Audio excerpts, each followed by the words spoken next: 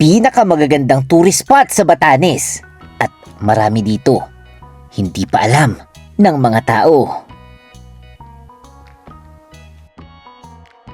Number 15, Chawa View Deck, Mahatao. Simulan natin sa lugar na hindi kailangang lakarin ng napakalayo para makakuha ng dramatic Batanes view. Ang Chawa View Deck ay nasa gilid ng coastal road sa Mahatao. Mula sa itaas, makikita ang matarik na green cliffs at malalim na asul na dagat habang humahampas ang malalaking alon sa mga bato sa ibaba. May stone steps pababa sa viewing area, kaya magandang spot ito para sa photography at mabilis na stop habang nasa South Batan Tour. Kapag malinaw ang panahon, napakaganda ng contrast ng green slopes at dark blue sea. Pero huwag magpakampante sa hangin dahil exposed ang lugar. Ang mga site tulad ng Chawa ay karaniwang kasama sa South Batan Tour at madalas bundled sa tour package ang applicable entrance o government fees dito. Number 14, Ivana Heritage Area at House of Dakay. Kung gusto mong makita kung paano nakibagay ang mga Ivatan sa matitinding kondisyon ng kanilang isla, pumunta ka sa Ivana. Narito ang House of Dakay, isa sa pinakakilalang surviving traditional stone houses sa Batanes. Makakapalang stone walls, maliit ang openings at ang traditional na architecture ay angkop sa malalakas na hangin, bagyo at ibang kalamidad na nararanasan ng probinsya. Ang House of Dakay ay isa rin sa mga heritage attractions na opisyal na tinatampok ng DOT Region 2. Malapit ang San Jose de Ivana Church, Old Spanish Bridge at sikat na Honesty Coffee Shop.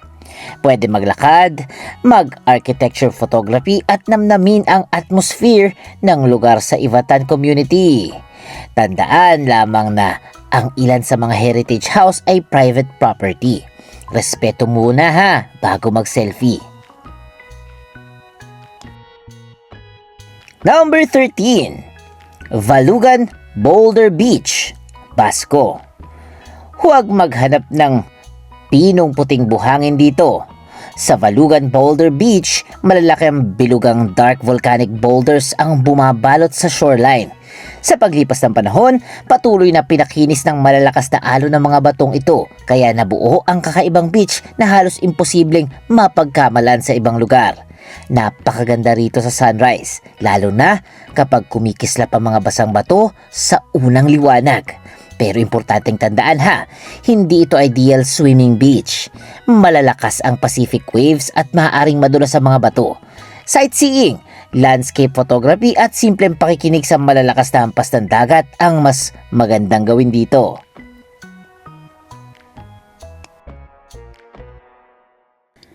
Number 12, Vayang Rolling Hills, Basco. Ito ang isa sa tanawing kahit walang caption masasabi mong Batanes talaga to. Ito ay parang napakalaking berdeng carpet na gumugulong hanggang sa gilid ng dagat. Mula rito, napakaganda ng panorama ng coastline, Mount Iraya at pastoral landscape ng Basco. Paborito itong walking, portrait, photography at sunset viewing. Madalas ding makakita ng mga baka at livestock na nagpapastol sa damuhan. At ang isang tip ha, huwag lang kumuha ng litrato mula sa unang viewpoint. Maglakad sa allowed areas dahil habang nagbabagong elevation, nag-iiba rin ang hugis ng hills at coastline sa iyong harapan. Number 11, Basco Lighthouse at Naidi Hills. Kung sunset ang habol mo, mahirap talunin ang Naidi Hills. Nakatayo rito ang Basco Lighthouse, isa sa signature landmarks ng Batanes. Dahil elevated ang lugar, malawak ang view ng Basco, coastline, dagat at Mount Iraya. Magandang gawin dito ang late afternoon walk at sunset photography. At dahil malayo ang Batanes sa malalaking urban center, maganda rin ang night sky kapag clear ang panahon. Practical tip ko sa inyo ha, pumunta kayo bago pa mag-sunset para may oras kang maghanap ng magandang viewing angle at magdala ng light jacket dahil maaaring maging mahangin ang hilltop.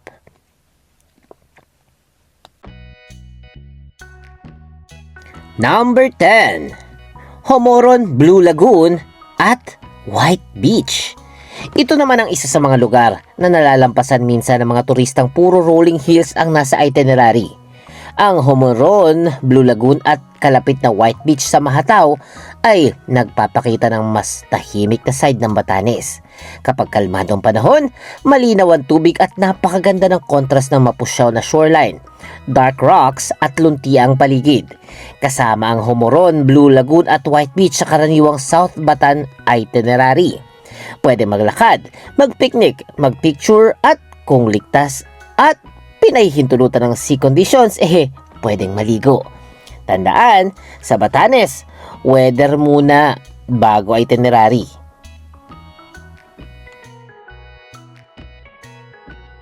Number 9. Diura Fishing Village at Spring of Youth.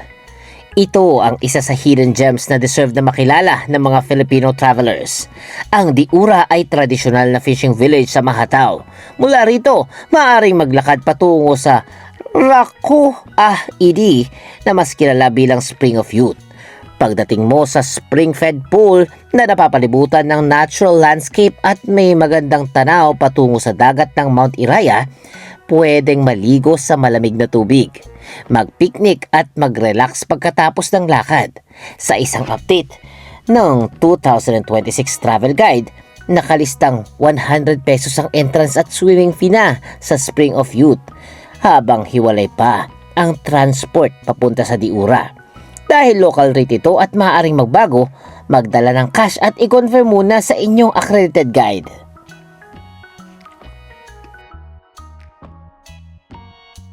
Number 8. Alapad Rock Formation, Uyugan.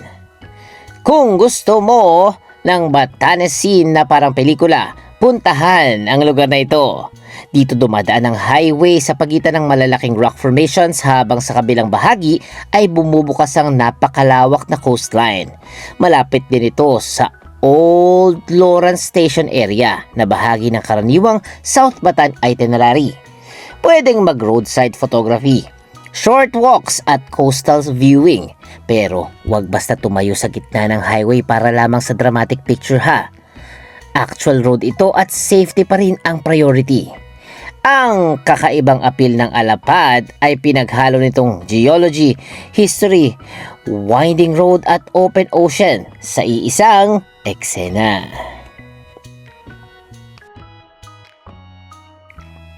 Number 7. Tayid Lighthouse, Mahatao. Kung ang Basco Lighthouse ay sikat sa western sunset scenery, ibang perspective naman ang binibigay ng Tayid Lighthouse. Nasa Mahatao ito at napapalibutan ng rolling countryside at malawak na ocean views, kasama rin ito sa recognized sa South Batan Tourism Circuit. Mula rito, parang miniature landscape ang mga bukirin, hills at kalsada sa ibaba. Perfect ito para sa panoramic photography at tahimik na sightseeing. At dahil hindi kasing urbanized ang paligid ng Basco, mararamdaman mo dito kung gaano kalapit ang rural farmland sa dramatic coastline ng Batanes. Number 6. Mount Iraya. Para naman sa mga adventure travelers, hindi lang viewpoints ang pwedeng puntahan sa Batanes. Narito ang Mount Iraya, isang dormant volcano na umaabot sa humigit kumulang 1,517 meters above sea level, ayon sa Department of Tourism Region 2. Ang hike ay dumadaan sa makapal na vegetation at maaaring maging maputik at madulas kapag umuulan. Kaya hindi ito simpleng DIY morning walk lang ha. Mas ligtas ang proper coordination, local guide, sapat na tubig, tamang footwear at magandang weather condition. At kung hindi mo kayang akyatin, walang problema. Napakaganda pa rin ng Mount Iraya bilang background ng Basco at isa ito sa geographic landmarks na nagbibigay ng kakaibang personality sa Batan Island. Number 5. Morong Beach at Nakabuang Arc sa Sabtang. Pagdating sa Sabtang Island, mahirap lampasan ang mga ito. Natural rock art ito na nakatayo sa sandy shoreline habang green hills at dagat ang nasa background. Pwede maglakad sa beach, mag-photography at mag-swimming lamang kapag ligtas ang kondisyon ng tubig. Para makarating sa Sabtang mula Batan Island, kailangan tumawid mula Ivana, sakay ng boat o falua at weather dependent ang biyahe ha. Ang DOT Region 2 ay naglalarawan sa Sabtang bilang humigit kumulang 30-minute rocky ride mula Ivana. Bagamat actual travel time, nag-iiba depende sa kondisyon ng dagat. Isang January 2026 travel guide ang naglilista ng humigit kumulang 100 one-way boat fare at 200 pesos naman sa Sabtang environmental fee. Ngunit maaaring magbagong rates ha. Or maisama na sa tour package if meron kayo. Number 4. Savidug at Chavayan Stone Villages. Kung gusto mong maramdaman ang Batanes, hindi lang bilang landscape, kundi bilang buhay, kultura, puntahan ang Savidug at Chavahan sa Sabtang. Dito makikita ang traditional Ivatan houses na yari sa bato at iba pang local materials na may architecture na inaangkop sa mahangin na environment ng isla. Ang Chavayan ay lalo ng dramatic dahil sa pagitan ito ng bundok at coastline. Ang Savidug at Chavayan ay parehong kabilang sa standard cultural stops ng Sabtang tours. Mag-slow walking tour, kumuha ng architectural photos at pagmasdan ng tahimik na village life. Pero tandaan, tunay na komunidad ito. Hindi theme park lamang ha. Huwag basta pumasok sa bakuran o bahay para lamang magpa-picture. Number 3. Rapang Cliff at Rock Garden, Itbayat. Ito ang isa sa pinaka-underrated na tourism destination sa buong Batanes. Ang Itbayat ay may mas remote at mas kakaunti ang bumibisita kumpara sa Batan at Sabtang. Imbes na typical sandy shoreline, napapalibutan ito ng massive cliffs at rocky coast. Tinatampok mismo ng DOT Region 2 ang kakaibang cliff-dominated landscape ng isla. Isa sa greatest adventures dito ang Rapang Cliff at Rapang Rock Garden. Makikita rito ang kakaibang rock formations, wide grasslands at dramatic cliffs. Meron ding tinatawag na Stone Bell, isang rock feature na kilala dahil sa tunog na nalilikha kapag tinatapi kasama ang Rapang Cliff, Rock Garden at Stone Bell sa current Itbayat itineraries. Hindi ito quick selfie stop. Hiking adventure ito. Kailangan ng guide, maayos na sapatos at magandang panahon. Maglaan din ng extra time dahil ang sea transportation papuntang Itbayat ay maaaring maapektuhan ng rough weather.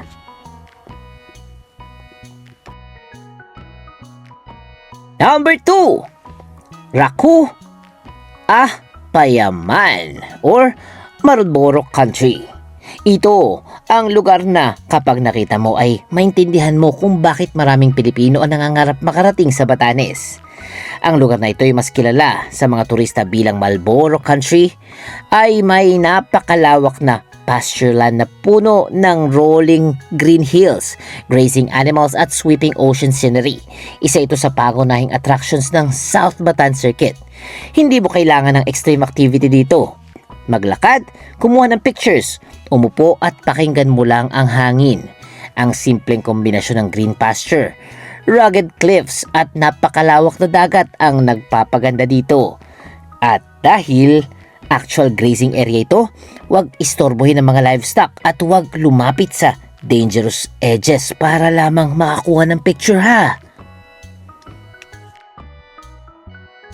Number 1. Chamantad Tinyan Viewpoint, Sabtang. Mula sa main viewpoint, breathtaking na agad pero habang naglalakad sa established trails, unti-unting nagbabago ang perspective at lumilitaw ang iba't ibang hugis ng hills at coastline.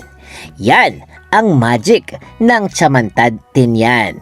Hindi lang isang magandang view, kundi sunod-sunod na magandang tanawin. Recognized din ito bilang isa sa major destinations sa Sabtang kasama ng Savidug, Chavayan at Morong Beach. Dito rin maaaring makakita ng local products at traditional Ivatan attire na pinapagamit para sa pictures. Depende sa available vendors.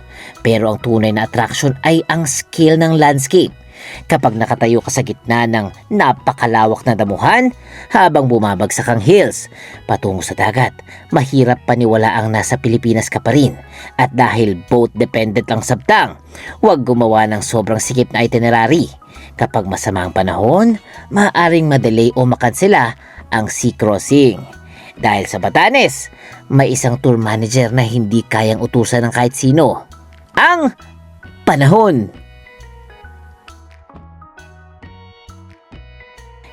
At yan ang mga pinakamagagandang tourist areas sa Batanes. At marami sa inyo sigurado kung hindi pa alam. Di fam, ang Batanes ay hindi lang destinasyon para makakuha ng magandang picture. Isa ito sa lugar na mas gumaganda kapag binagalan mo. Kapag pinakinggan mo ang hangin, nilakad mo ang lumang villages at nirespeto mo ang kultura at paraan ng pamumuhay ng mga Ivatan. So, sa 15 tourist spots na ito, alin ang gusto mong unang makita? I-comment nyo na below. At syempre, huwag kalimutan mag-like, mag-share, mag-comment at mag-subscribe na kay Mr. D kasi masayang matuto!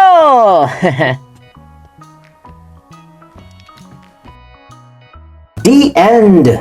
Huwag kalimutang i-click ang subscribe button at bell icon ni Mr. D para masaya every day. See you, D-Fam!